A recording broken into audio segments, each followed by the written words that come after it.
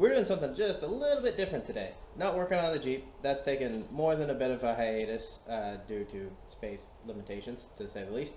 So what we're doing this time is we're actually going to work on building a stand for my drill press. I have an old Craftsman drill press from, I think, the 70s. But the nice thing is it goes super slow, so you can actually drill steel. Since I'm getting a shop built, which is when we'll get back to working on the Jeep, time to start working on some infrastructure. The drill press is something I'm going to be using quite a bit, and pretty soon after the shop is workable. So that's something that we're going to get started on. Think it might be kind of fun to see, so hope you guys enjoy. So here we are. Got some steel that even after I cleaned it up still looks like it came off the Titanic. First thing I'm going to do is I'm going to miter both ends of 4 pieces. They're about 22 inches long, so that should give us a nice large base so you can fit the drill press and maybe a couple other things on it.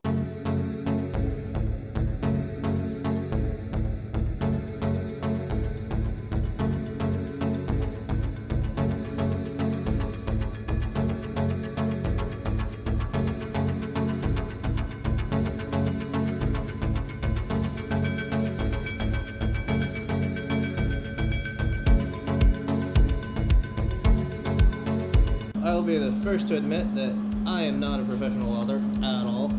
I would say at best I am learning, so keep that in mind.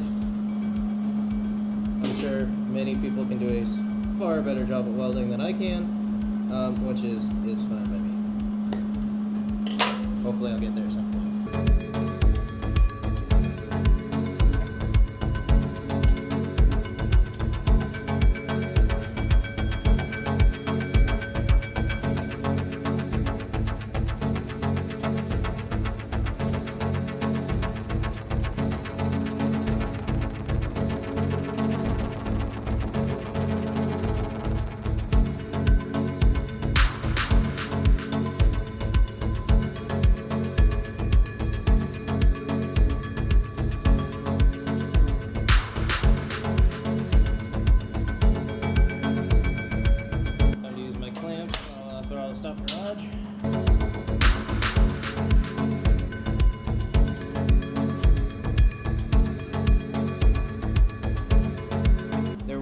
Couple crossbars going in here. Drill press is going to go in the middle.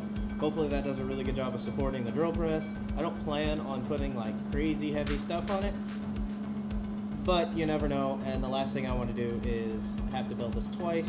This is an 1.5-inch square steel tube, 16 gauge wall. Should be more than enough to support a drill press and anything that I might do working on cars. Now it's just a matter of getting it all welded up.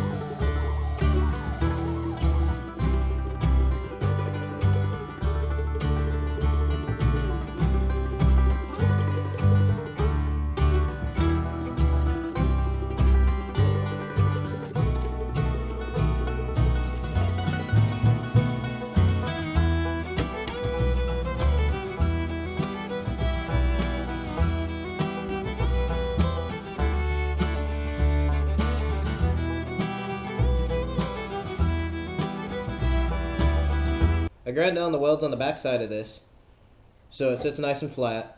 I've got these 2 pieces cut. There's going to be one more that goes across here, but for right now I'm going to weld these in first so I can fit that one nice and snug. I've got this all squared up. It's going to be way overkill because this is still the same 1.5-inch material, but it was some cut-offs that I had, so I didn't have to use any new material to do this.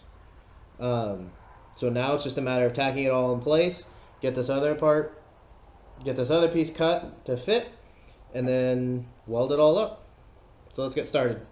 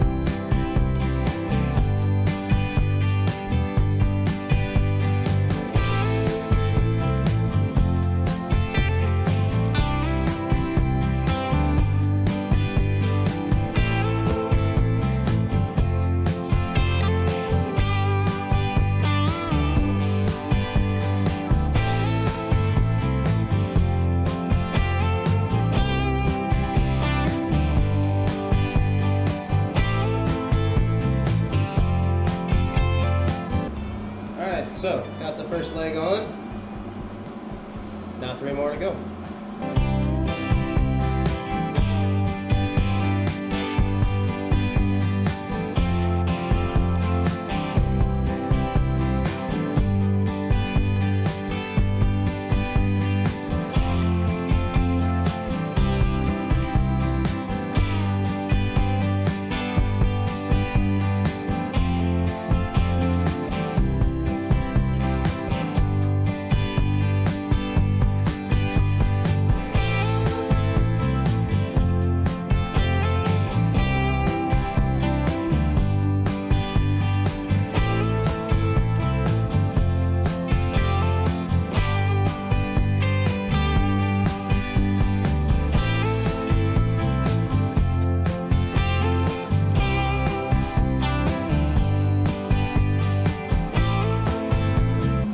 Alright, so that completes the base part of this project. Next step is going to be trying to square all these legs up because they didn't stay square, and adding in a small bar that'll probably be about 8 inches off the ground, just to give it a little bit more stability, given how much weight's going to be on it. Alright, so got this first crossbar up, gonna tack it in place, and then start working on the next one, and we're just gonna go piece by piece by piece by piece. And hopefully by the end of it, we have something that is both incredibly strong and also as square as I can get it. Because I still not great at this.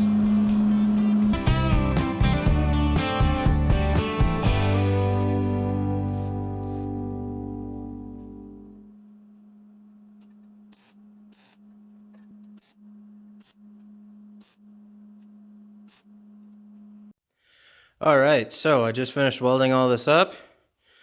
Most of the welds are pretty good looking. You know, not bad for a noob. So this is the first time being on the table since it's completely welded. I have no idea how sturdy it's going to be, so let's give it a quick little wiggle. A little bit of grinding to do. So really all I have to do is just grind down the feet just a little bit. I'll probably put pads and some sort of adjuster in there anyways because, you know, this going on concrete instead of a nice flat welding table. All things considered, I think it's pretty good. Give it a nice little overview. Yeah, not bad for my first welding project. Well, here is the finished table. As you can see, I got it all painted, got the top on. So the top is 2 layers of 1/2 inch just regular particle board painted with some Rust-Oleum dark gray epoxy. Is through bolted with countersunk fasteners, and the way it's connected is actually pretty cool because as you can see there are actually holes drilled in there, and then the nuts are accessed through those holes. It's big enough to fit a socket. Made sure to put lock nuts on there so it couldn't come loose, but there are holes all throughout the bottom. So there's no fasteners to get caught on. You can't, you know, run into it with your hand or your leg or anything like that. And then it's also still nice and smooth on the top, so there's nothing sticking out there either. So, how's it work? Well, I can tell you that it's very stable, very sturdy, even with the weight of the heavy drill press on it. So, in my mind, I don't think it can get much better than that. Thanks again for watching. If you could, please like, subscribe, comment on this video, all that good stuff. It'll really help me out. Until then, see you next time.